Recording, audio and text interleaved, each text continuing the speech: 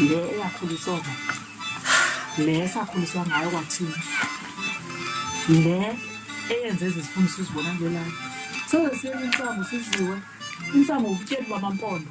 Awuvap nebeyixela ondraba bathi umasipala utshinxwe kukwebheka wathi nejamu wabona ubana isiMpondo siyatshetsha ukweduka bekho abantu bendawo eya. Nebexela bathi umasipala ehelejwa ngabe-Push Films abezintshwilisa ekudlaleni izinebhu.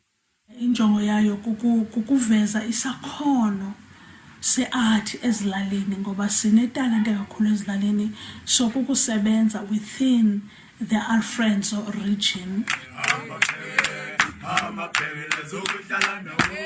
Bayeneka bathi ukukwana lwamankazanyana namakhwenkwe alutshikitshano lufundileyo ludakasa lukhalatheleke koogoli kooThekwini nakookapa lutshwile lukuyoqatshwa ngobana awunukisa umsebenzi kweyandrawu. AmaMpondo kwakudala ayiphila ngokuthengisa intsangu. Bakhe imizi bafundisa abantwana bondla abantwana babo Ihlobo zoyibotsha.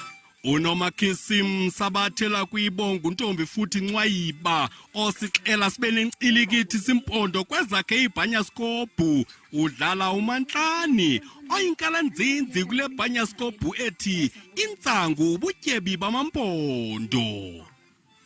Umamhlane ngumfazi wasemakhaya welali zaseBovini entabankulu. Ongumfazi washonelwa indoda onephupha lokuba abantu abakhe babe yinto baphumelele bomini. Ingakumbe emva kokushona kwendoda yakhe nokubotshwa konyana akhe uJongaya.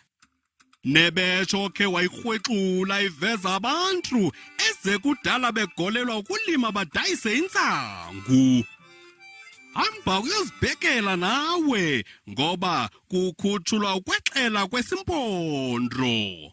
Qovo kongavukiyo nimolwe bakwithi. Kwiindaba ze-SABC ndinguJoe Mancia.